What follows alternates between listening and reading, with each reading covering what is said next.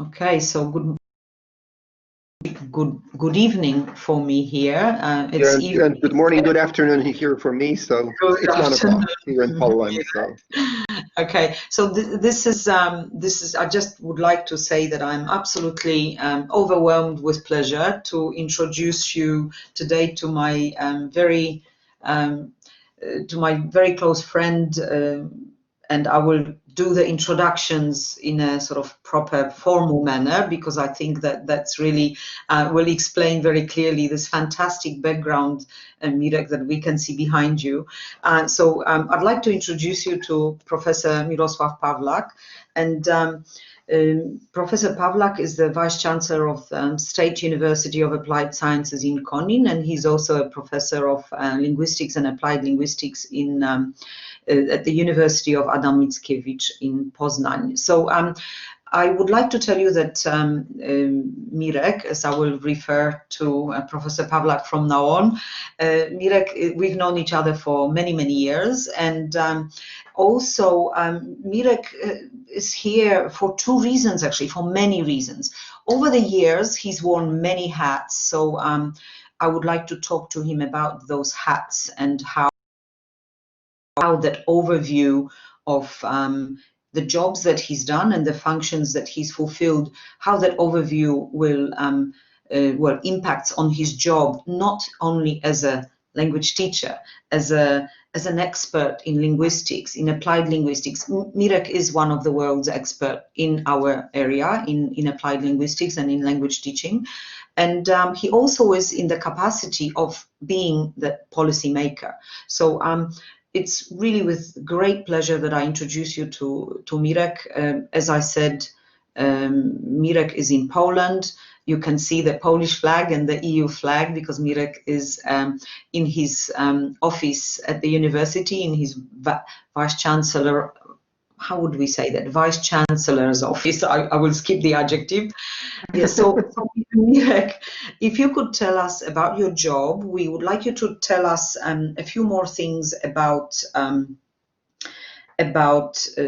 English language teaching in Poland, particularly within your context, so English language teaching at the university, what that entails, what your role entails within that context. And also, I know that you've got actually experience and the knowledge and from other areas as well. So if you could just tell us a little bit about yourself in that capacity. Yeah, thank you, Ada. First of all, it's a great pleasure to be doing this interview, to be here. Thank you so much for the kind invitation. I'm a little stressed out, but hopefully I'll be able to manage and to meet your expectations.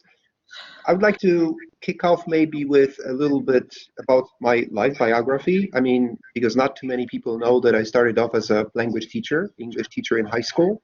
And I started teaching in high school when I was still a student at the university. And I loved the job. And I taught in high school for over 12 years. In the process, I became somehow interested in foreign language pedagogy. I decided to do a doctorate, which I did in 1999. It was on classroom interaction. And I was still teaching at school at the time. And let me just tell you, let me just make a digression that it's an invaluable experience for anyone doing research on language learning and teaching to be actually working or to have been working in a real institutional higher education at a real school. Because what we teach at the university very often is very different from what happens in regular classrooms. And then after I got my doctorate, I started teaching here in Konin at the State University of Applied Sciences, just as a lecturer. And also I started working at Adam Mickiewicz University. Then I did what we call here a habilitation, which is like a postdoctoral degree. But my interest kind of shifted because initially I did research on classroom interaction. And then I got interested in grammar teaching, form-focused instruction. Then with time, I became more and more interested in individual differences. And I have been trying to connect those different areas. So grammar instruction, individual differences, corrective feedback. Right now, primarily, I'm doing research in individual differences. In 2013, I got my full professorship. It's very interesting here in Poland. It's a memorable occasion because you actually get your full professorship from the President of the Republic of Poland, which happens in the presidential palace. So this is really a big thing and something to remember. And over the years, I mean, I started off as a teacher in 2002 or 3. I think I gave up my job as a teacher in high school. It was not really possible to manage all those jobs. And with time, I was given more and more responsibility in different institutions, like in Poznań, at the Faculty of Pedagogy and Fine Arts in Kalisz. I became the acting dean for quite a few years, which was related to basically making decisions about what will happen to students, and stuff like that. And I was also responsible for running. With time, I also became head of the English department, or the Department of Modern Languages, here at the State University of Applied Sciences in Konin. And in 2011, oh my God, seems like ages ago, I was elected as rector. And in Poland, you can be a rector for 2 terms of 4 years each, but because of the reform that was implemented, my second term was extended by 1 year, which means that I will be finishing my job as rector or vice president at the end of August. And I'm really very happy, I have to tell you. 9 years is a long time, and it's definitely enough, especially with the different challenges you have to face. Now, let me focus first maybe on my job as a rector right now. In Poland, the vice chancellor or the rector has a lot of power. Basically, right now, according to new regulations, the vice chancellor is the only elected official at the university, meaning that the rector is elected by the representatives of the academic staff and administration and students. And the rector basically makes all the other decisions about all the other positions. So in a way, the rector can nominate or appoint vice rectors, deans, and everybody else within the institution. And also the rector has the power to basically fire anyone at any time if he or she is unhappy with their performance. And actually this changed in the regulations, because before that, more positions were actually, people had to be elected to hold those positions. So a lot of power, but also a lot of responsibility. So Polish institutions of higher education much than some internal regulations, but generally speaking, the rector makes most of the decisions, like everyday decisions related to the running of the university. We have the Senate, which is like a body consisting of some elected members of the academic staff, administration, and students.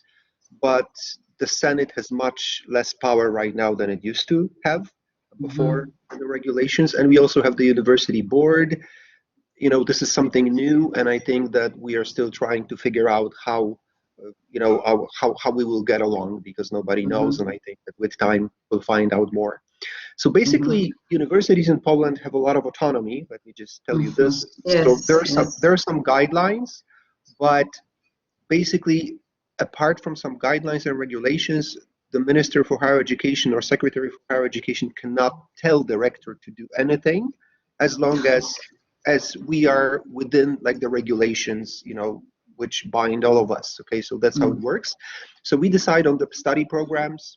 There are some regulations at the national level, and we have to stick to them, like about the qualifications of the staff, or about some of the contents that basically, ultimately, we make decisions about the contents and about the number of classes, and we are responsible for it, basically.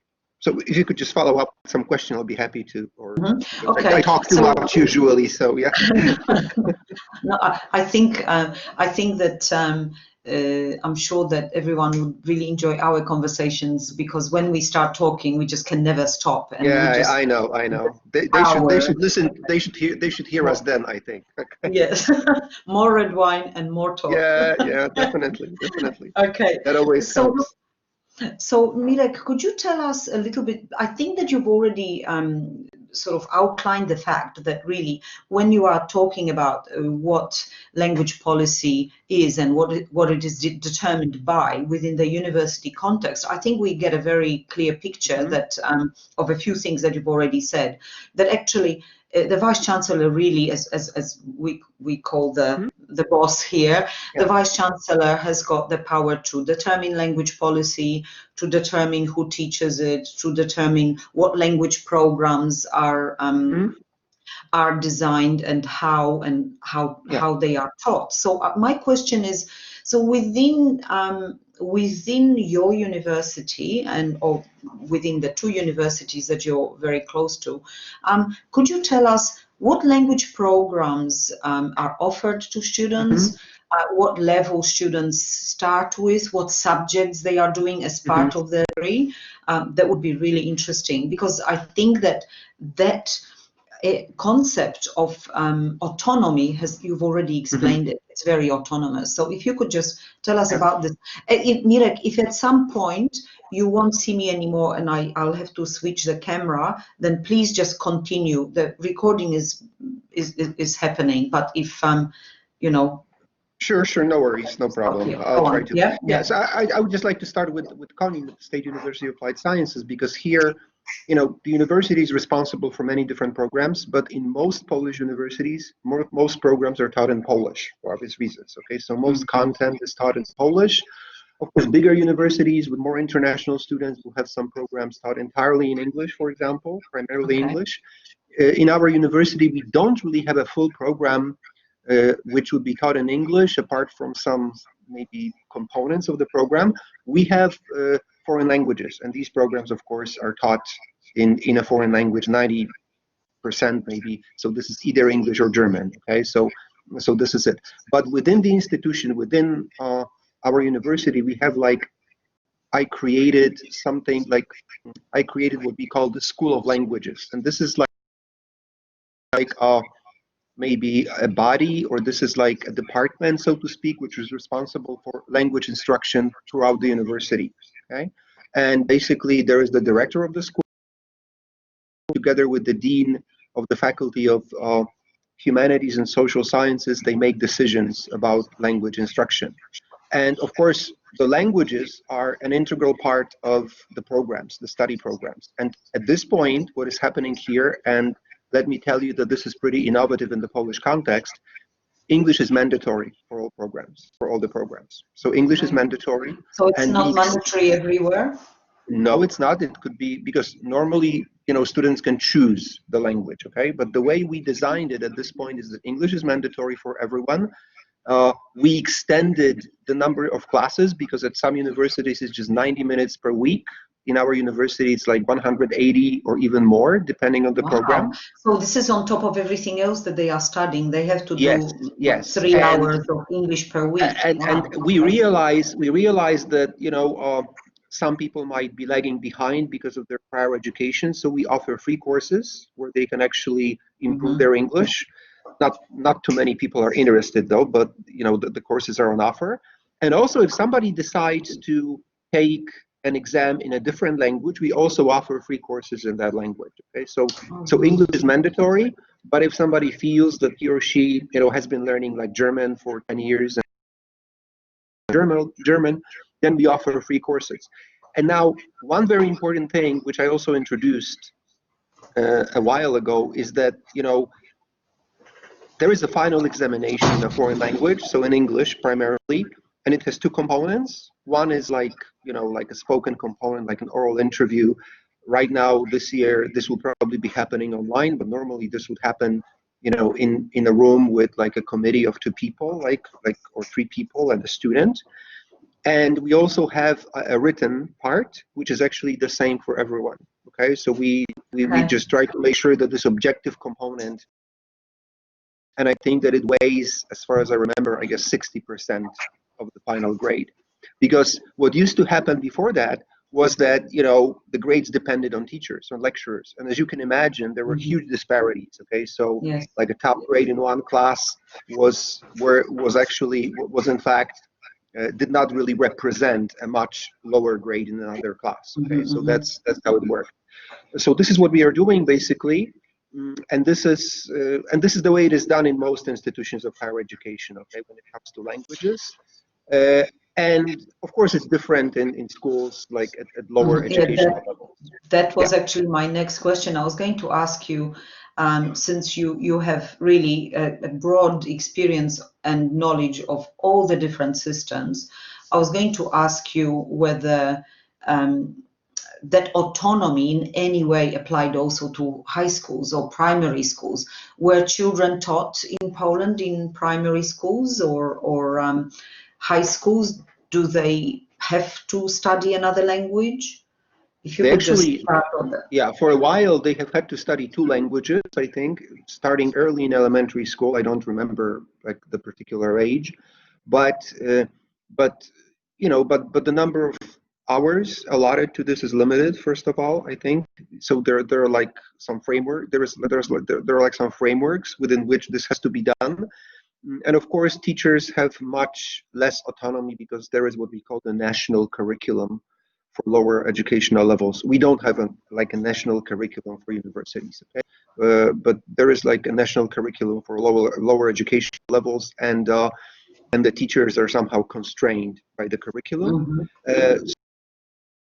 Classes per week specified for each year, for example. When it comes to course books, it depends on the school, but in the past, teachers could choose whatever course book they wanted. I think right now, also for financial reasons, because of the kids, I mean, if I can course just say books are. that in the past, the teachers were not allowed to choose what textbooks. Yeah, but when I was teaching, actually, when I was teaching in high school, we could choose the book. But then, well, it just shows the generational difference times are between you and changing. me. Yeah, you know, but I think that for financial reasons, at some point the decision was made that there should be one book used within a school, so it can be passed from one year to the next, which is crazy, of course, because you have to fill out some exercises in the books.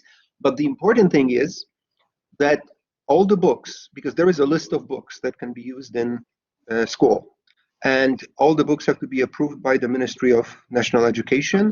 You have experts. I'm also an expert, and each book is actually evaluated by two experts or three experts. And only on the basis of this evaluation, positive evaluation, can it be included in this list, which is recommended for use. Okay. So is that list a large list or It is a pretty large list. You have all the main publishers. As you can imagine, there is a lot of competition.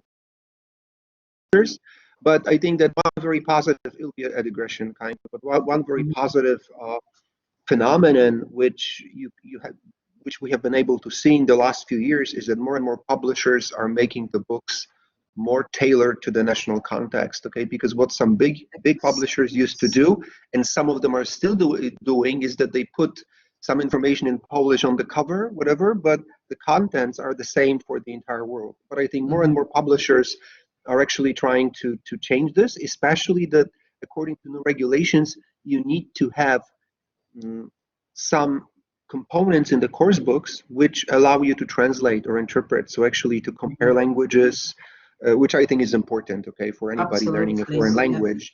So this is changing as well. So teachers have less autonomy, definitely, when it comes to what they can do and when it comes to the course books. But on the other hand, I would say they have less autonomy, but what they do in the classroom is entirely up to them. So I don't think that you have any methodological recommendations. And I would say that even when you have to use the course book, it doesn't mean that you have to cover everything in that course book. You can just bring in some additional materials. And the idea would be for students to, achieve some abilities and some skills, okay? And that's the idea. But of course, many teachers will simply follow the course books because it's easy if you teach a lot of students, but many teachers will go beyond that as well, right?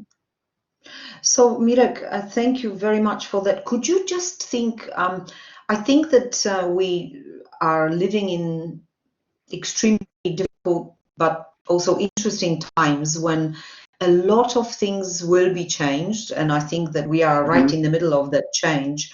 And as with language teaching and learning over centuries, somehow language and teaching pedagogies always addressed the needs of societies, of changes, social changes, historical changes.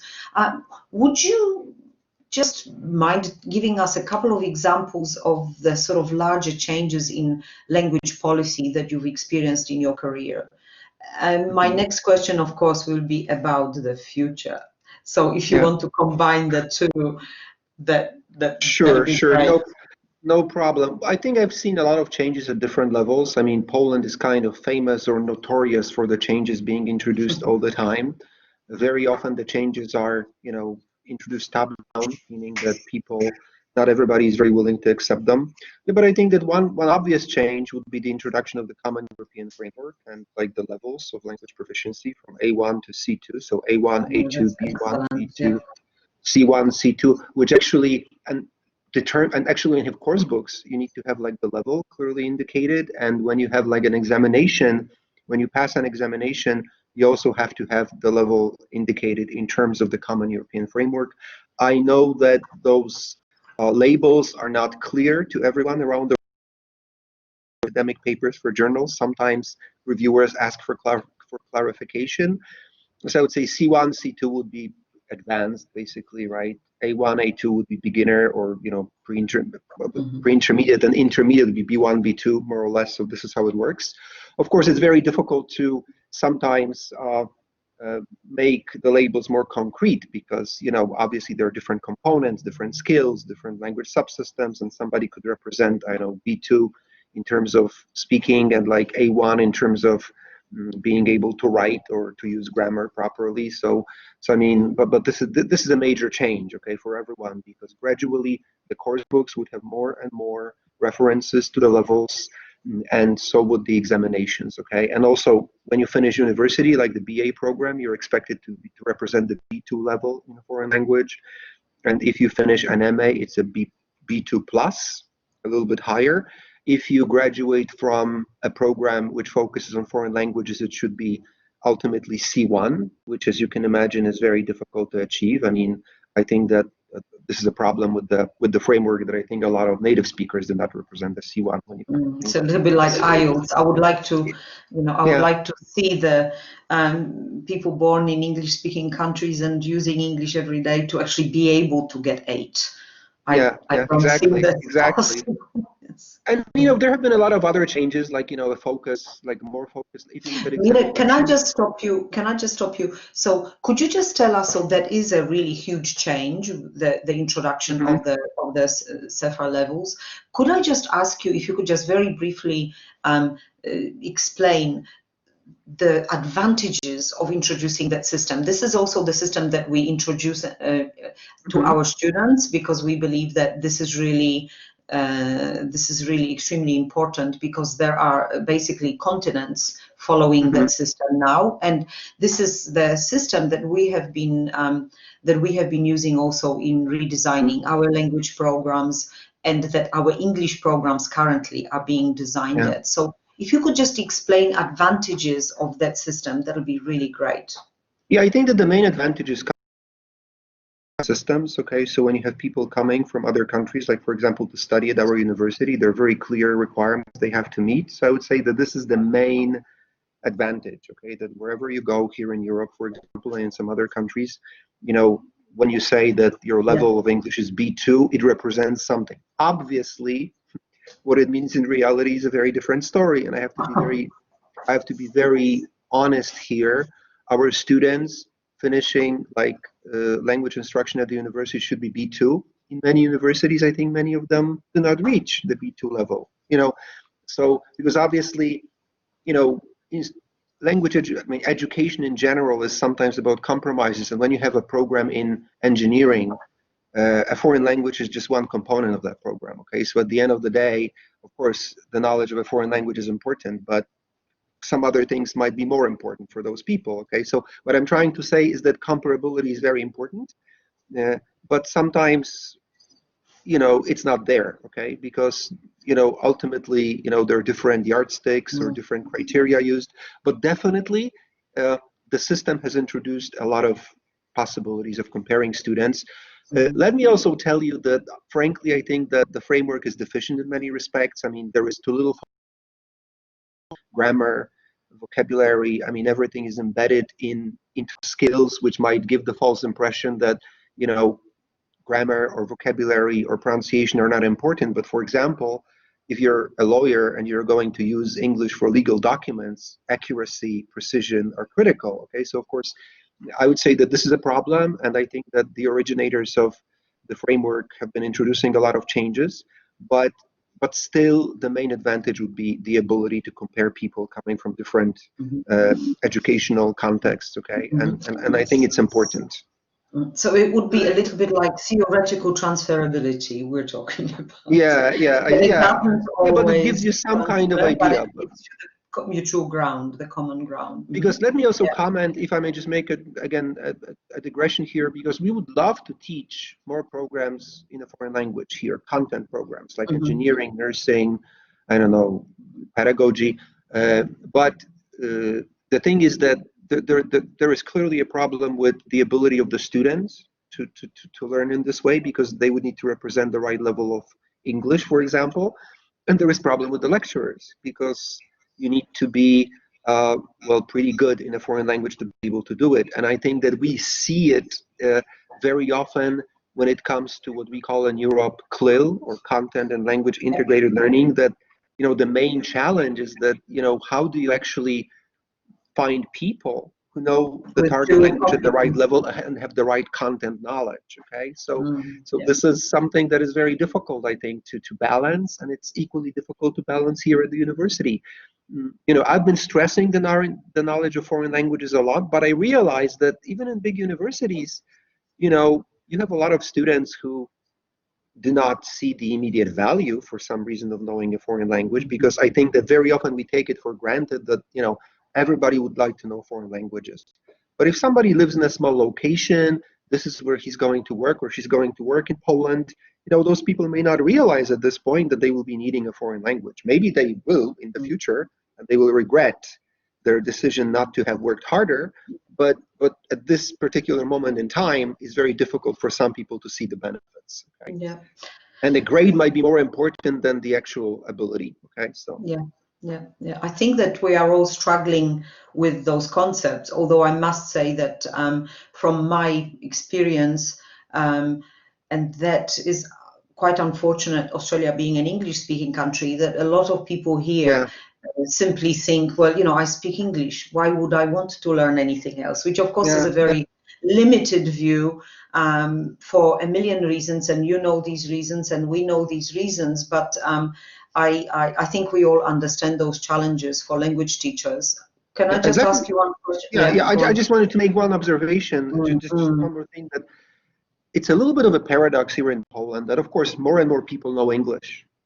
But I think that the actual level of the knowledge of English for those people is much lower than in the past. Because many people just say, even though studying English philology, well, if I can communicate, why should I know 10 synonyms? Okay, why should I be able to do it in a different way? So it's a little bit strange, but you have more and more people being able to communicate, but the actual level of English might be lower, okay, even at English departments, for example, of renowned universities.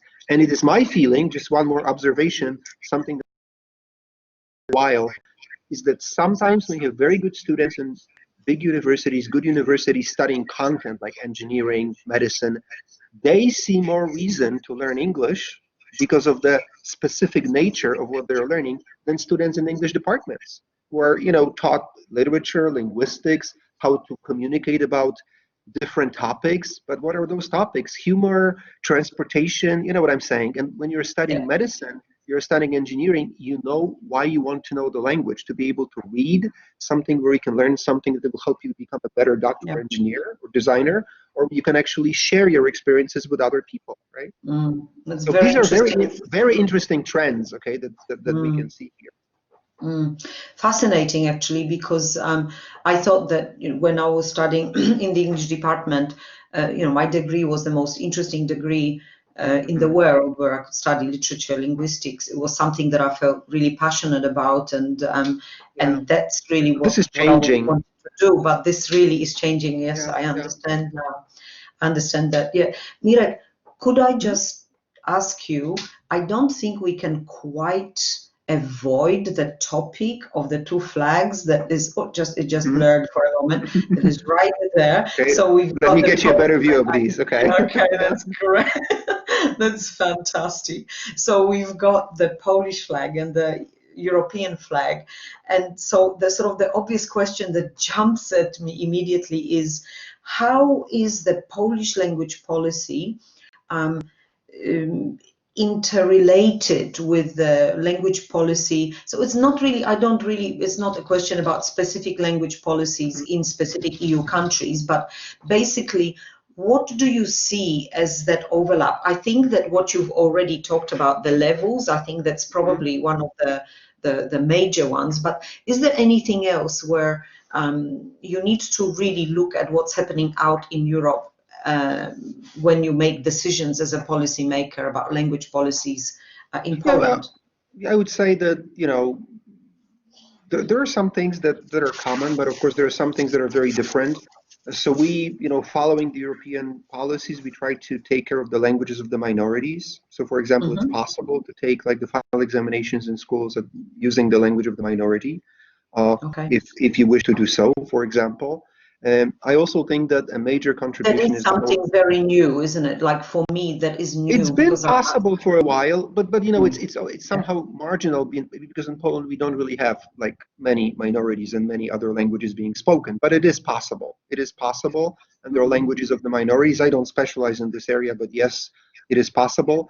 We have the entire Bologna process, so like this BA, MA, and this is kind of this is happening across Europe, even though in Poland universities have been given the right recently to revert to the MA programs, like 5 years instead of 3+2. So I mean, it's not that we are required to follow everything to a T.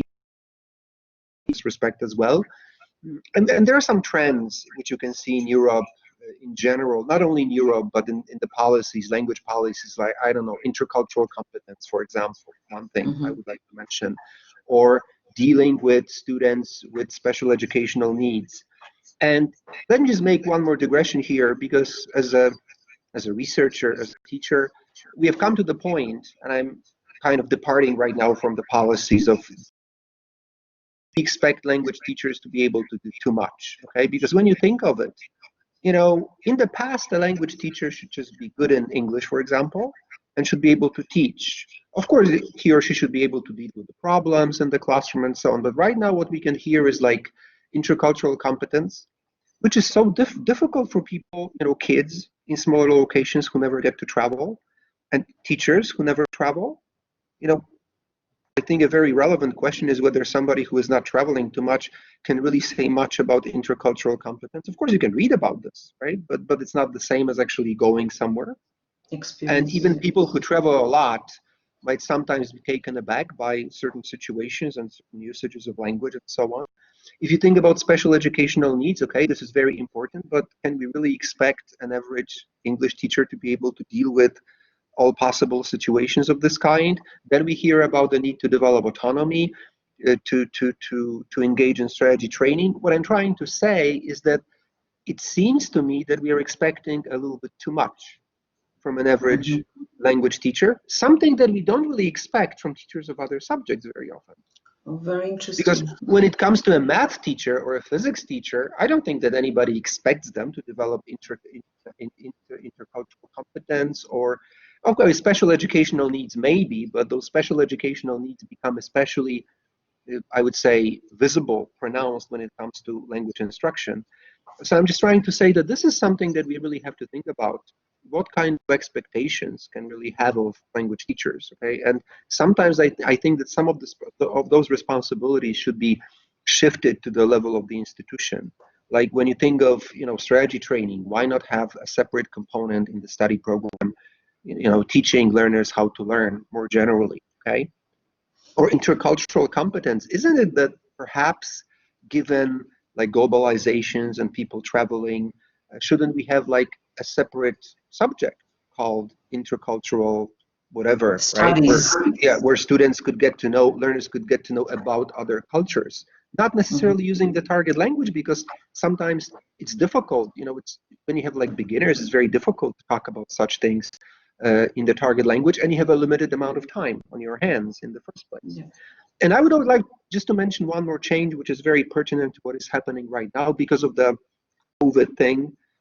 Much of the instruction has moved online at different educational levels, and I like the way you said the COVID thing. I mean the epidemic. I have my own thoughts on this, which I will not share here, but I understand that some changes have had to take place. And what I'm trying to say is that, on the surface, like when you listen to the government, They say, of course, schools are prepared for online education, universities are prepared. Of course, we are not prepared. You know what I'm saying? I don't think that any university in the world, or maybe there are some exceptions, but no university is prepared to teach everything online. You know what I'm I saying? am. Yeah, you are. Okay. But if you were teaching nursing, you know what I'm saying? It's No. not possible. So I'm just trying to say that, of course, with languages, okay, it is possible, but to my mind, it will not 100% compensate for face-to-face interaction at some point. There are even So, studies showing that the effectiveness of online learning is about 70% at the best of regular instruction. so You know, actually, I have to stop you here, Mirek. I think that yet again, I think what we come to, because different studies show different things. I've got different studies to show sure. different things here. But look, I actually would like to say that I think what you just said is absolutely crucial and essential in what you comment on. The change, it all took about 5 seconds to change. Suddenly everyone is supposed to be an English language teacher expert teaching online, not just English language, but all the other subject that we teach online.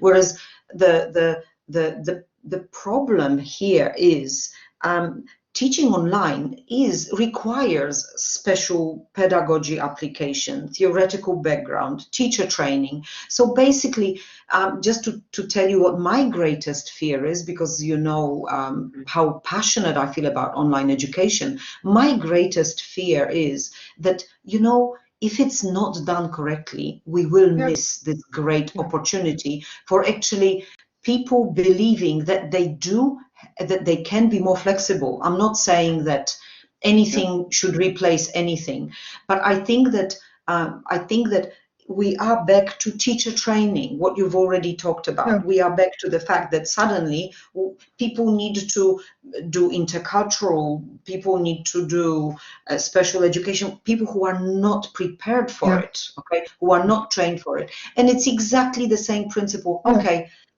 as of next week, you're going to be teaching online. It is for me exactly the same thing as to say to someone, Mirek, you speak Polish. You know what? As of next week, I make you an English teacher in Australia. Sorry, a Polish teacher in Australia. Actually, it wouldn't be that hard because you are an expert in language pedagogy. But imagine, you know what I mean? You take an engineer and you say to them, oh, you speak English, which we know has been done so many times over the years. You speak English, you can teach it. And it's exactly the same thing. Yeah, let me just, I couldn't agree more. I'm just saying that, you know, you're a language teacher, you can teach online. It's exactly the same. But still, I wouldn't agree 100%. So that's just my take on this. And I'm just hoping that, you know, some of the lessons that we have learned will be used in the future, and some teaching can be done online. But we have to realize that, first of all, the government has not been helping at all. You know, when you look at the universities, it's not that, you know, we have been given a platform that we could use, and we are a state university, okay? Every university is using a different system. Teachers are using their own computers because it's not that teachers have their own computers given by the school or the university.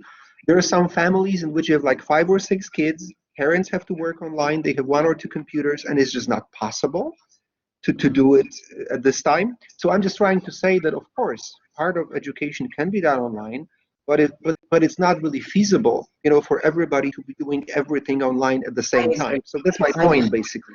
I agree absolutely. And this is what is happening here. You know, everybody is so happy. Schools are doing so well teaching online. Universities are doing so well. As a rector, I can tell you, I have to turn a blind eye, but I know that some teachers have not been doing anything, basically, because we don't have like a system that would allow us to monitor what is happening, because we just don't have a system like this, right? I think that I just would like to say that I had an extremely similar conversation with a local teacher, a friend of mine, who almost was saying word for word what you just said. So I think that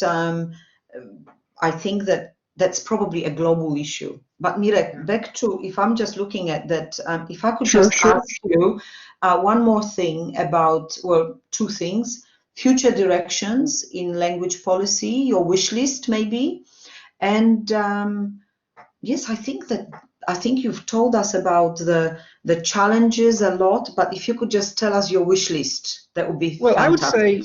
say, for me, when I think that teacher education has to change.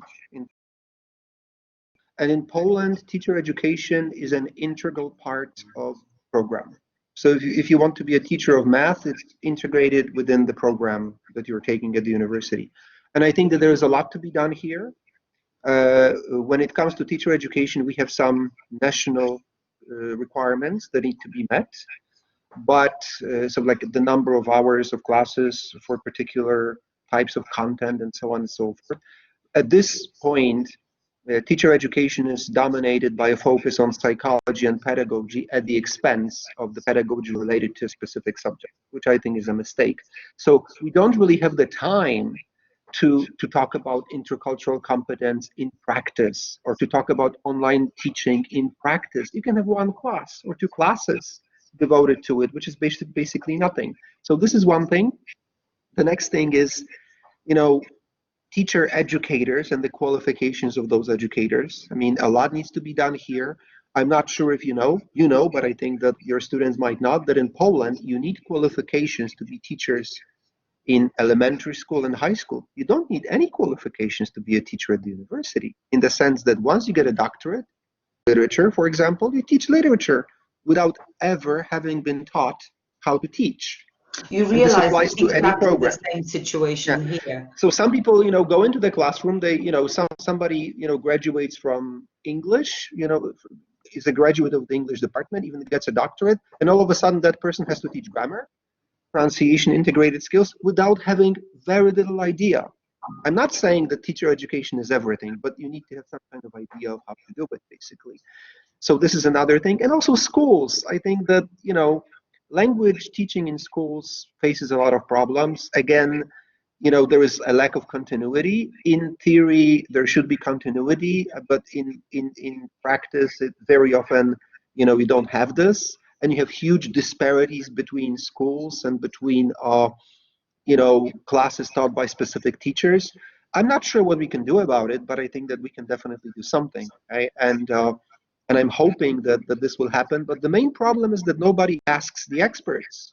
When you have like the national curriculum, I don't think that the top people in applied linguistics in Poland have ever been approached about what to do. And let me just tell you a little bit of an anecdote. I was invited, because I'm an expert for the Ministry of Education, so I was invited to an experts meeting with two people who are responsible for designing like the national curriculum.